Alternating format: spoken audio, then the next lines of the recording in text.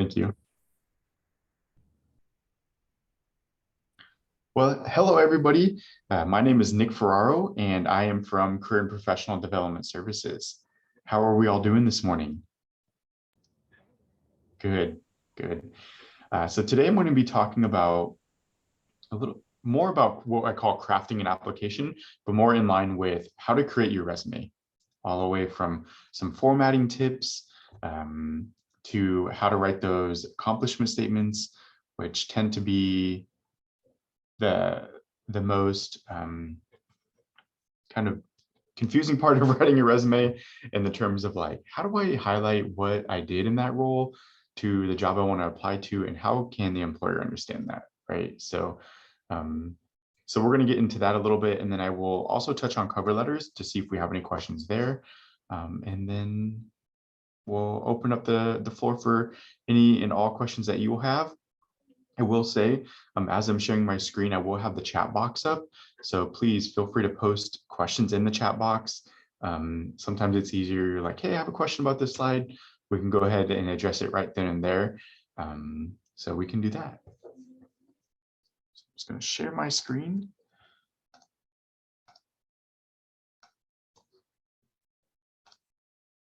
And then can I get just like a thumbs up if everyone can see my screen? Perfect.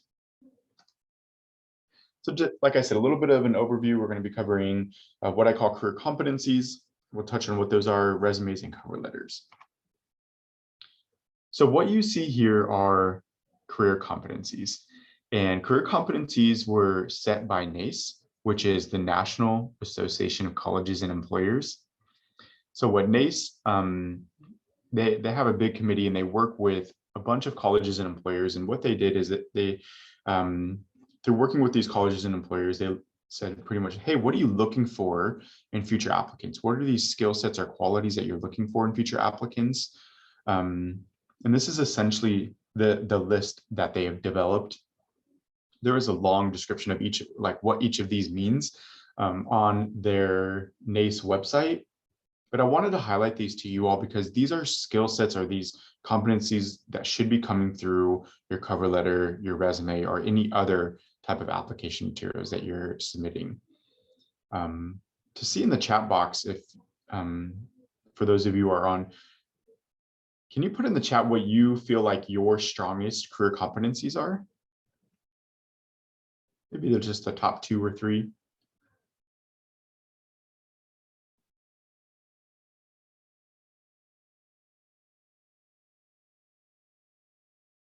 Leadership and technology, communication and professionalism.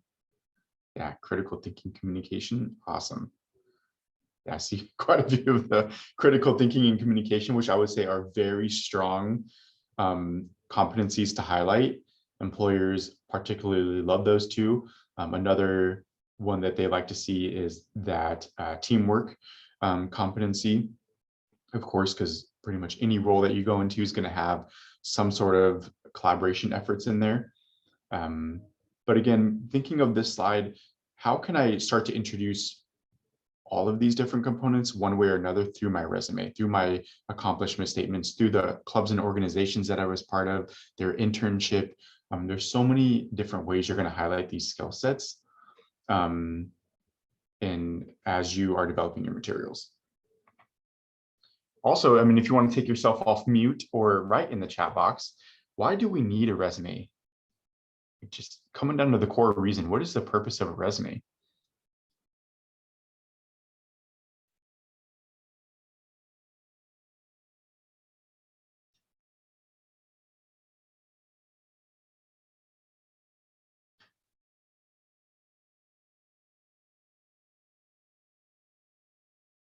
To show our skills and experiences, absolutely.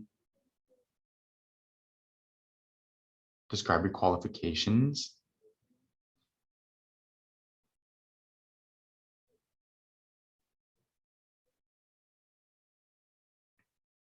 Describe who you are and what you've done. Yeah, all of these wonderful things. When you say qualifications, who is setting those qualifications for you? how do you find out about what qualifications to highlight?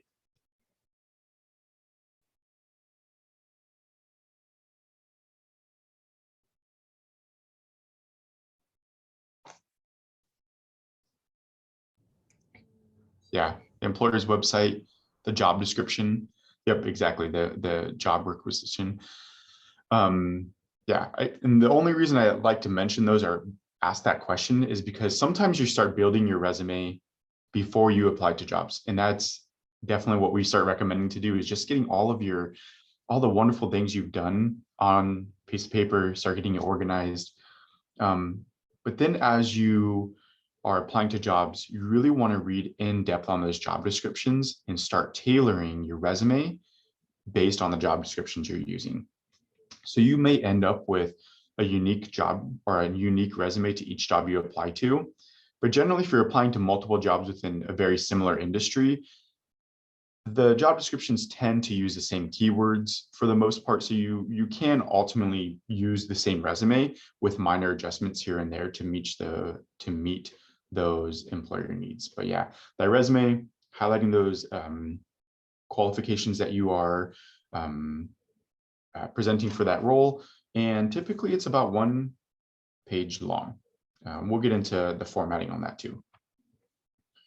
So when you think about formatting your resume, and I will highlight our website, which I can show you some example resumes to utilize. And there is no one way you need to do a resume per se, but I will say when you're thinking about writing your resume is try to stay away from a template. So don't use like a Microsoft Word template is what I mean by that, where you like enter in your information and then it plugs it in there for you automatically. That tends to eliminate some of the page real estate that you can use. So templates try to make it very design friendly, which I definitely appreciate that. But I will say that it tends to not let you highlight as much information on that one page, and then you end up running on multiple pages. And the goal is for you to try to get that onto one page, so it's everything is in one spot for that employer that's taken that, up to maybe 90 seconds to review that resume, all in one spot. And again, this is going to be relevant information to the role that you're applying to. You want to keep it most of the time black and white, but there are instances where you might include some colored text in the, for one example is you might have your name in like a darker color or a more conservative color, bold text to make your resume stand out a little bit too. We've heard from employers that's totally acceptable, but you don't want to use a bunch of different colors on your resume. Bright colors that may, the other thing you have to be conscious of is people who have or who are colorblind may not be able to see certain colors. So that's why I say tend to keep it like if you're going to use a color like the blue, like a darker blue, something that even if someone were colorblind, they wouldn't have a hard time reading that text. And some employers still print off resumes and they tend to print black and white only. And so if you use colored text, in some cases, it's not going to transpose really well in that. You also want to keep your resume in single space, meaning when you are, well, you all work for, right? Like an editor. So when you're thinking about like when you're writing on a Word document, you want to typically set that spacing to no spacing. And that eliminates the Word document adding an extra space where you may not need extra space on your resume there. And the reason I recommend that is because it allows you, again, to use more page space and use it how you want to use it. You can also reduce your margins to a 1/2 inch all around, meaning 1/2 inch on each side of the page. And again, just limiting some of that white space and allows you to use more page resources. And then easy to read font. What I typically have seen resumes come in is like through Calibri is a very common font that people are using. Arial is another popular font, but essentially you just want to use the font that's ultimately easy to read. There have been, you'll probably even read online sometimes, like tend to stay away from sans serifs based fonts. I think just kind of depends on the font you use and coming back to, is it easy to read? Your name should be the largest thing on your page. So it should be, I know it says 14 to 16 point size, like a font size, but it can be a little bit bigger than that if that's the style you're going for. And your resume, will say, just don't make it smaller than a size 10 for your font size, because it tends to be a little too small at that point and can be hard for some employers to read. So what I want to do as well is I want to step away from the presentation for a moment and take you to our website, career.asu.edu, and I'll add that in the chat box. And also, if you have any questions around formatting, we'd love to hear that or see that in the chat box as well.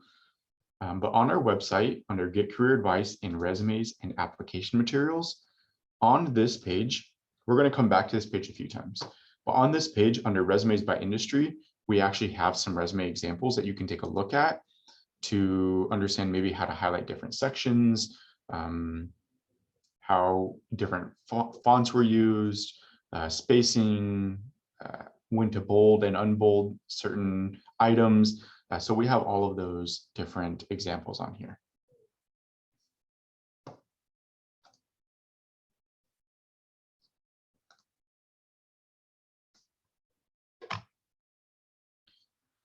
So when you might already have your resume up, and if you do have your resume, I definitely encourage that. Having it up, totally acceptable.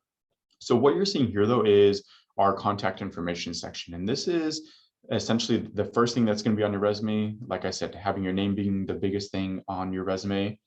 And then there are a few other things that you really want to highlight in this section. Of course, your phone number and email are going to be the other two most important things, because that's how they're going to be able to contact you if all they have is your resume. And then there are some optional things you can highlight in your contact section. One being your LinkedIn URL. So if you want to push an employer to review your LinkedIn, this is where you can highlight that. This is also where you can highlight if you have a portfolio, like an online website or a portfolio you want to highlight. You can also add that link in your contact section. I've seen it also added in like a portfolio section under the resume, but I will say that sometimes this tends to take up a lot of space when you could just simply just add like portfolio and then what URL in your contact section. You will see that we actually don't have an address in our contact section on this example, and that's because you really don't need an address on your contact section. If you wanted to highlight a location, you could simply put like Phoenix, Arizona. You don't necessarily need your whole mailing address, because employers really aren't going to be mailing you anything, and they will typically have that information through your applicant, like your application submission. So there's going to be, in addition to your resume, typically you're filling out an online application that's requesting some other information depending on what they need. So Sarah asked a question in here: should links be URLs or should they be hyperlinked? So I always recommend hyperlinking them, so that way if they have a digital copy, they can just click on that link and it'll take them to where they need to go. I will say just remove the blue text part of it and make it black text again, or dark blue text. Coming back to if they print it off in black and white, there may be some issues with it showing up. But yes, definitely hyperlink those. And you can leave it underlined if you want, but if they have a digital copy, then they can click on that link.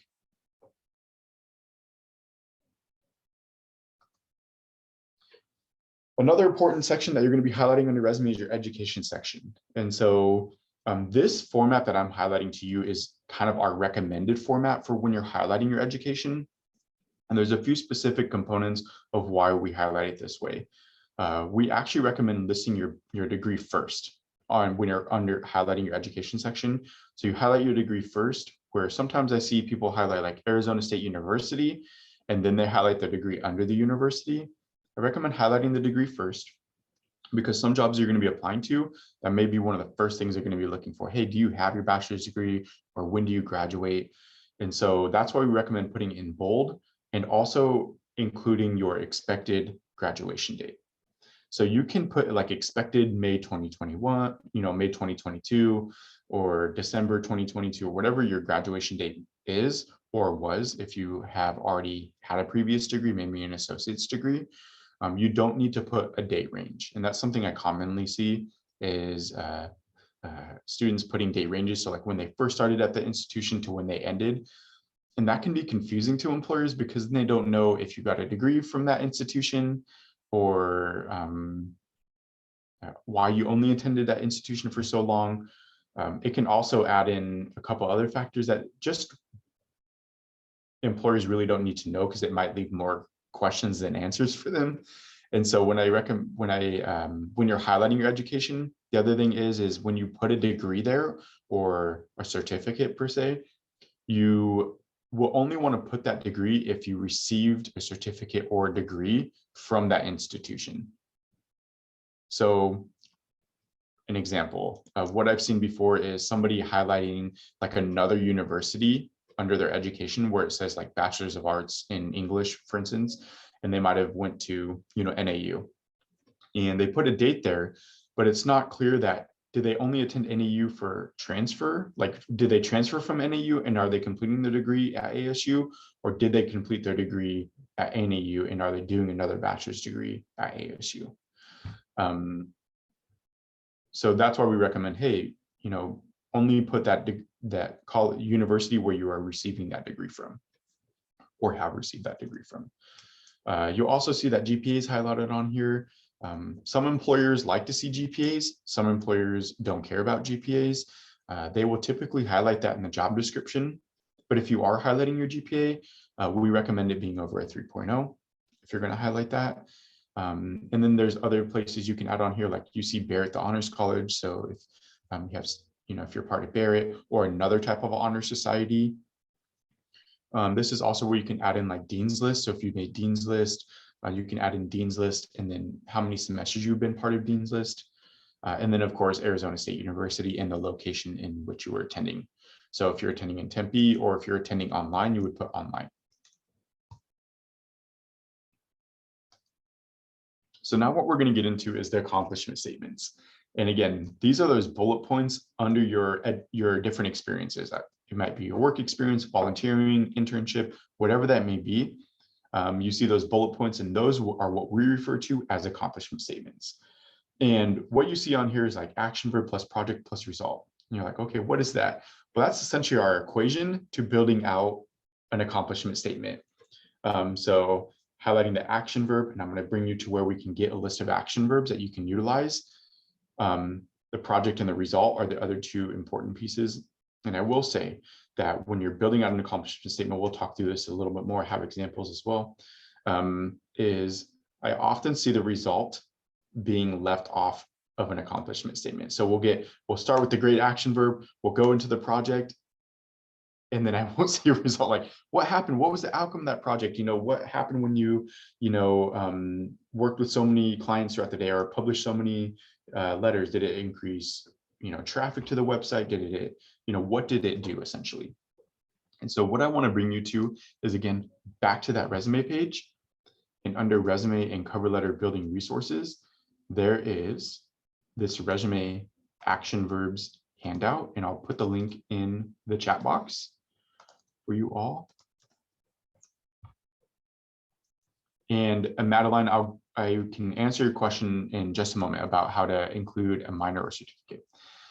So this is our resume action verbs handout. And this is not the end all be all list of resume action verbs, but it's a great starting place if you're like, hey, how do I describe that project? Or what kind of skill set am I looking to highlight? And so what you can do is say, you can think of what kind of skill you're looking to highlight, and then an action verb that can fit into that project. So that's what this handout is for. And then we also have another handout called Writing Accomplishment Statements. And this handout in particular gives you a couple concrete examples of how to highlight an accomplishment statement and breaking it down by each part into a complete accomplishment statement. So that's what these two handouts are for, and just also a good resource for you to utilize as you're building those out. Now, I'm going to still, again, we're going to work on accomplishment statements still, but coming back to your question, Madeline, I'm sorry, was it Madeline? Yeah, about where to highlight your minor certificate. You can just put that in here. So you'll see, I can't really highlight because it's taking me to the next slide, but it says like a minor in communications. You can put your minor there, or if you have a certificate, you can put like certificate in, X, Y, and Z. Now, let's say you have other types of certifications for like certain programs or those things. You can actually put certificates in its own section on your resume, and you can put the certificate, the organization that issued that certificate, and then when you receive that certificate. So does that help answer your question? Yeah, thank you. Good. So now I want to show you a couple examples and we can work through these a little bit too. So what you see in here is just a barista role with Starbucks. And what I've highlighted is, and you can see, Nick, these are not accomplishment statements, and you are 100% correct, because these are what I have seen from some students. And these are what I would define, hey, these are job duties, right? These are what we did day to day. It can help the employer understand what some of the things you've done in that role, but it's not a complete story or telling the employer all the skill sets that you learned in that role.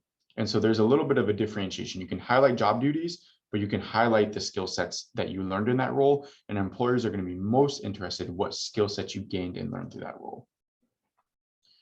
So what I've done is I transformed these into what I would say like a complete accomplishment statement would look like from a job duty. So there's a few aspects on here that you're going to see. One, you see our action verb, and this is in past tense. So we have communicated because the role is a previous role. Now, if you're currently in that role, you would want to keep it in present tense. So communicate, right? I always like to highlight that just because it can be confusing to the reader when you're reading through and something's in past tense, but it's a present role. So we have our action verb, the project, essentially. And anytime you can add a quantity to the work that you're completing is going to be helpful and to that employer understanding the breadth of what you were doing in that role. And so this could be things with like how many articles you were working with or published in maybe in a certain time period or a day or a shift or whatever that may be. This can be how much money you might have fundraised or worked with, budgeted. That can look a variety of different ways. And then again, the result component. So this one is like troubleshoot. Okay, that's our action verb. What did you troubleshoot? Inventory issues and ordered supplies. Okay, and why did you troubleshoot inventory issues and order supplies? The result was to maintain stock levels for quality service. So just that's like a really basic example of like, what was our action verb? Okay, I communicated. Who did you communicate with? Awesome. How many times? When you communicated to them, what was the outcome of you communicating with that population? So like, just always like, what is it? Who did you, or why did you work with them?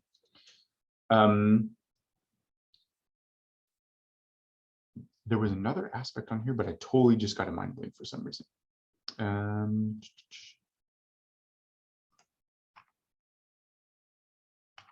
That was what I was going to talk about. So you also might be asking, hey, Nick, how do I know what bullet points to highlight or what accomplishment statements to bring forward on the role or on my resume? First thing, reading that job description through and through. What are they looking for in that role? What skill sets are they looking for? What keywords are they using on that resume or on that job description? Because essentially what you can do is you can use the same keywords from the job description on your resume. As long as you identify with those keywords, like you can transform them into your accomplishment statements, use the exact same words that they're using. That can help with just familiarity to them, and then being able to identify with those kind of action verbs or keywords that you're using. And then the other piece is essentially each bullet point should be highlighting a different skill set that you learned in that role. So one bullet point might be highlighting your communication skill set. One bullet point might be highlighting your critical thinking skill set. One bullet point might be highlighting your let's see here, where were our professionalism skill set, right? So there's different career competencies too.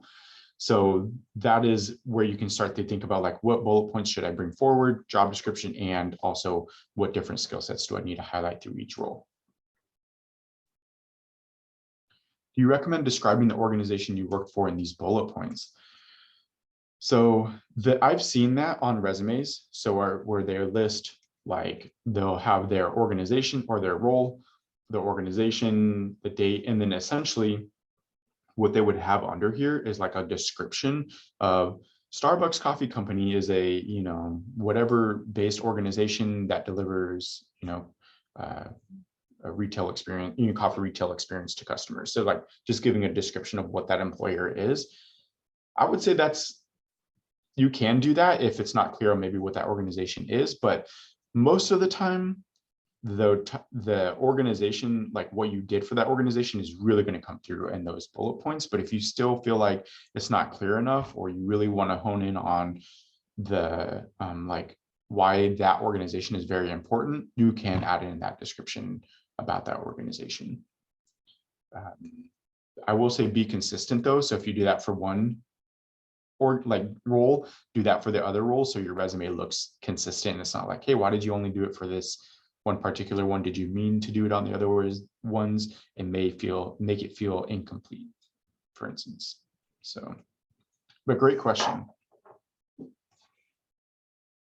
What are some other questions that we have around this?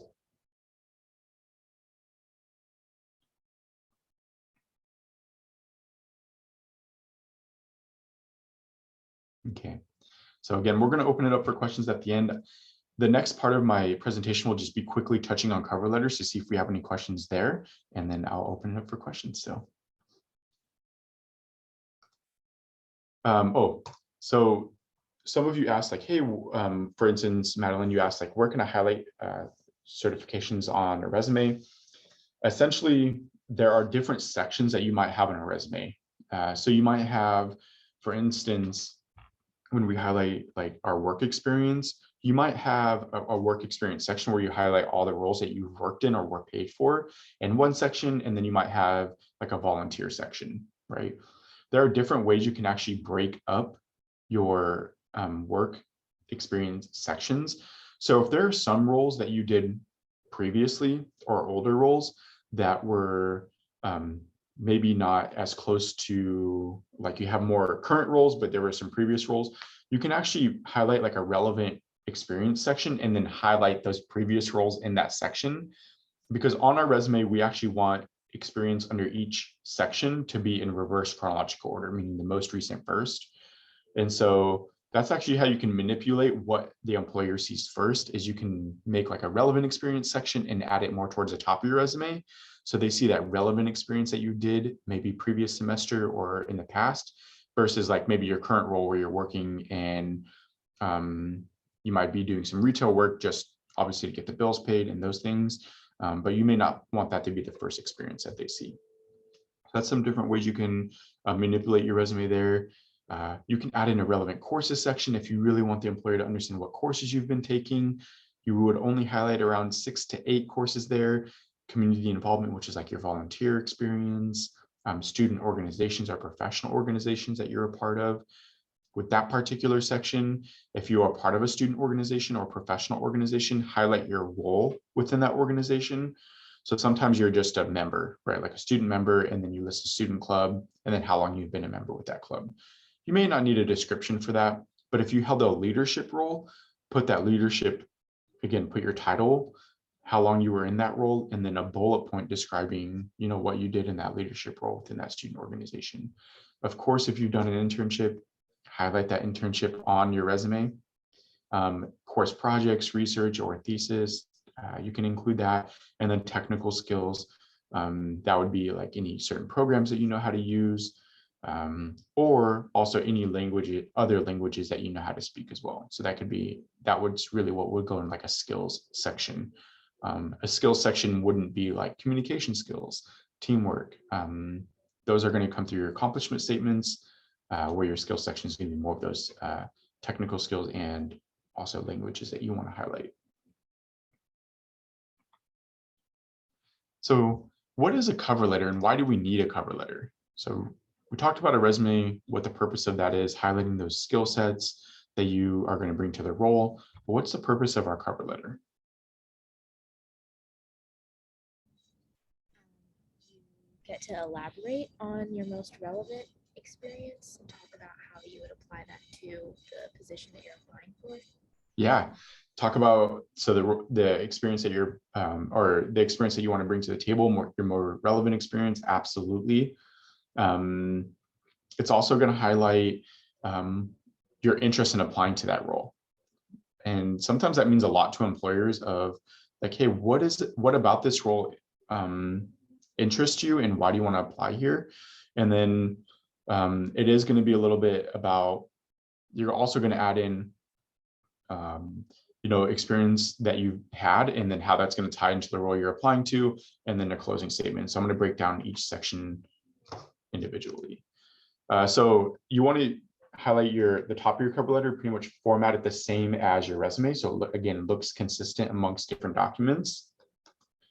It's going to still have that business letter format. So you're going to have that header at the top. It's going to match your resume, but then you're still going to make that business letter format starting with, like, you're going to list the organization you're applying to, the date you're applying, the location of that organization. It's going to be only like 3 paragraphs long and really like 2.5 paragraphs long. It doesn't need to be a very extensive document because it's going to be too much for that employer to read sometimes. And you want to be concise in this cover letter and get your point across. So you're, again, to your greeting, you would want to stay away from like casual greetings. Definitely don't do that. Stick more towards, if you have a name to use, please use that name.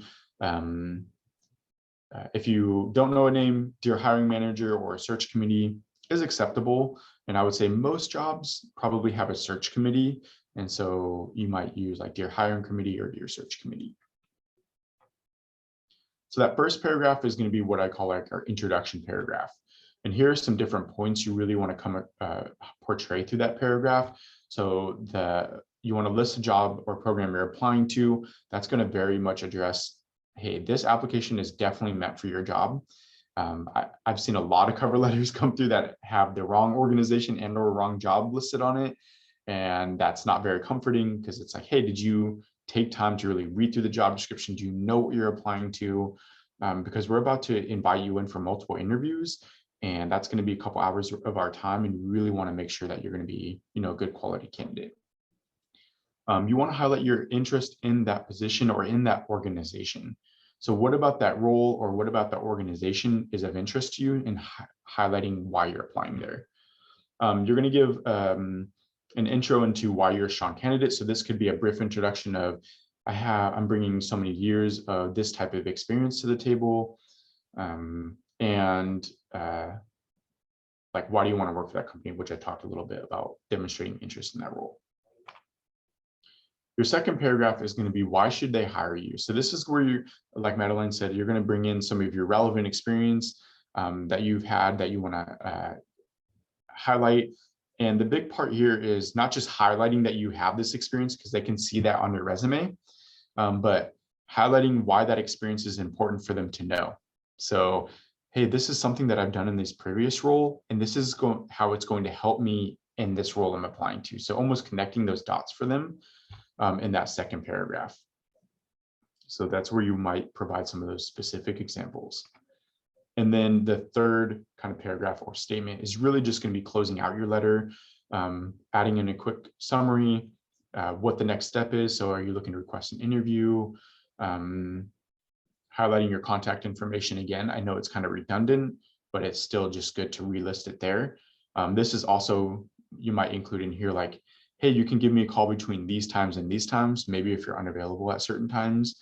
That way they know not to call you first thing in the morning if you know you're never going to be able to answer that phone first thing in the morning. So those are just some of those next steps you can add in there. And then of course, expressing gratitude to them. And then you always want to do a final review on your application in general, just making sure, definitely checking for grammar. I know the fields that you're going to be applying to, this is going to be a heavy point. But in any job you're applying to, ultimately employers are going to be looking for those. Again, it's what they're really looking for is, did you spend quality time and did you really put effort into this application? Avoiding abbreviations and acronyms, unless the employer regularly uses those acronyms or abbreviations in their job description, then it's okay in most cases to use those same abbreviations because they're going to be familiar with them. But if they don't use those abbreviations, tend to avoid them. Matching those key phrases and words from the job description on your resume where possible. And then if you can, having someone else review your application. That's where you could have like a friend, coworker, classmate, our office, Career and Professional Development Services, we review, of course, these materials, but just generally having a second set of eyes on them. And you may not have that for every application you submit because you might be submitting quite a few, but generally just getting a good solid resume down, maybe, or if you have questions, definitely looking for someone having someone else review them. And now what I want to do is open it up for questions that you all have. I have one about going back to resumes. So when you're writing your different sections, you have only one experience in a section, or do you need to try to have more than one? Per section. So some sections may have multiple experiences in that section, or some sections may only have one experience in that section. Just this kind of depends on what you're looking to highlight, really. And the most important thing is highlighting like where you put those sections on your resume. The top half of your resume is going to be the most important information for that role, where the bottom half is going to be not. I mean, it's all just as important, but when you're thinking about prioritizing, the top is going to be the most important. But yeah, you might only have one under that section. When I talked about earlier, you might have a relevant experience section. There might only be one role under that because maybe you did that role a couple, positions ago, but you want them to see that first. And so that's a great example where you might have that. Sarah asked, what is the max number of job experiences you should have on a resume? I would say thinking about what is relevant to the job you're applying to. You might have held a lot of different opportunities. Another thing is I know I said try to stick to one page, but some of you may have a lot of relevant experience for that employer to know. So using 2 pages is fine. Just try to take up most of that second page. Don't just have like a couple of lines on that second page when you're submitting. But it really just kind of depends on what you're highlighting. I know that there's been some recommendations thrown on like, oh, you want to go back 10 years and you want to highlight the most relevant experience from that 10-year work experience. But that can vary in what that looks like. Maybe you did a role or multiple roles that were more in your history, and you really want to bring those forward because you want to highlight to that employer that you have an understanding of that industry, of that role, or whatever that may be. If you want to add a study abroad experience, yeah, that's a great question. So it really depends on how you want to highlight that section. So you could put like a study abroad like section, and then you would highlight that study abroad role. You could also add in like international experience and then highlight your study abroad role. But as far as formatting goes, what I recommend is, I'm going to share my screen again. So I'm toggling back and forth a little bit. So essentially what you would have is you would have your like section title, and this might be like international experience or study abroad, whatever that may be. You would want to put the study abroad title here, and then the location of that study abroad when you were there. And then you would want to highlight a few bullet points indicating what you did in that experience, or what you want that employer to know what you did in that experience. So again, using that same accomplishment statement format, but that's going to bring more that's going to bring forward more the what you gain throughout that experience there. Thank you, Sarah, for joining.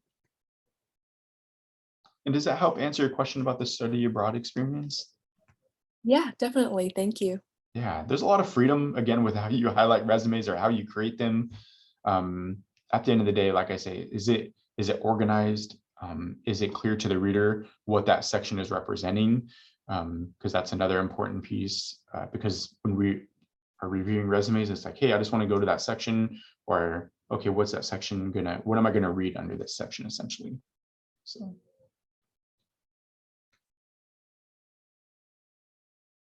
Great question. Are there other questions?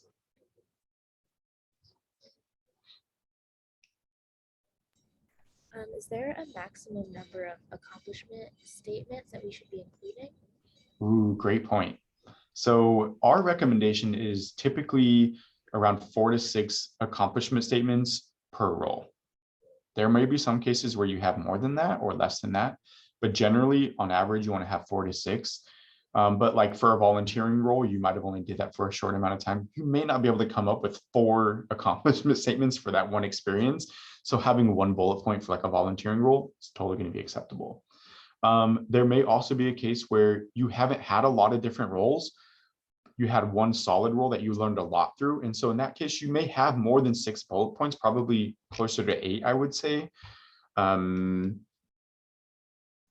that you highlight, but I would try to avoid going over 8 bullet points or accomplishment statements for one experience, just because it can be really lengthy at that point, and you may start to be repetitive through other bullet points on your resume. Because if you've highlighted that accomplishment once, like in another role, you don't need to highlight that accomplishment again in a different role. So that's something else to think about, is like, hey, because I've seen students put repetitive bullet points, like they put the same bullet point under each experience. It's like, great, I know you did that once, but you're taking up a lot of other space that can be used for maybe different types of experience you want to highlight. So great question. And Veronica and Madeline, I hope that answers your question there.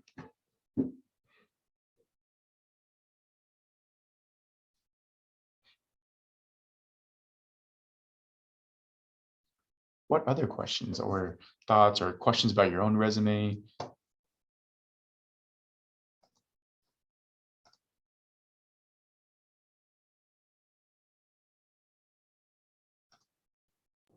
guess one last question I have is about including the link to your LinkedIn and portfolio in your header. Should you choose one of those things to include, or should you include both? You can include both. Totally up to you. But I would say include both. If just organize it well in your contact section. The other thing is if you feel like it might be too confusing in your contact section, you can make it its own section. So like you could put like professional profiles, and then you could put like the LinkedIn and the LinkedIn URL, and then portfolio, and then your portfolio URL. So it can go under however you want to make it there. I don't recommend putting icons on your resume. Like what I've seen as well, like they'll put like an envelope, right? Like an email envelope. And then there's no like URL essentially to be like, well, what is that? What if I have a printed copy? It's not going to help me. But yeah, so just most importantly, making sure it's spelled out. And if you can shorten the URLs if possible, that's always helpful, or customizing them to make them unique. And that goes for emails, but I don't think I would need to really stress that with this group. I'm sure you all have like professional based emails or that they're going to be emailing. So that's more for our first year students of like, hey, we got to get rid of those like those high school Yahoo accounts or Gmail accounts. And let's really focus on first dot last name at Gmail, or even using your ASU email address, right? So with that said, your ASU email address is actually active for as long as you want to keep it active after you graduate. So feel free to always use that if you need to.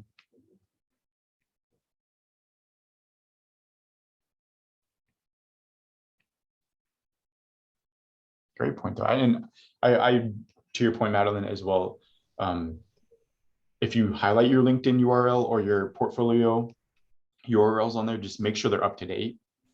Always anticipate that if you put it on your resume, they're going to look at it. And so just making sure those links or whatever you put on there is up to date and ready to be viewed by employers.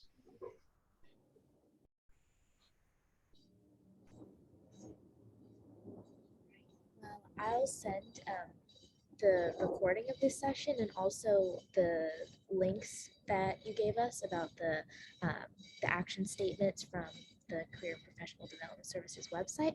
I'll send those to all of our other interns and trainees so that they can learn from this experience as well. Yeah, absolutely. I appreciate all of you joining today and asking these wonderful questions. Yes, thank you so much for leading the session, Nick, and being here. Thank you. Yeah, not a problem. Please feel free to reach out with any other questions that you have too. Thank you. Thank you.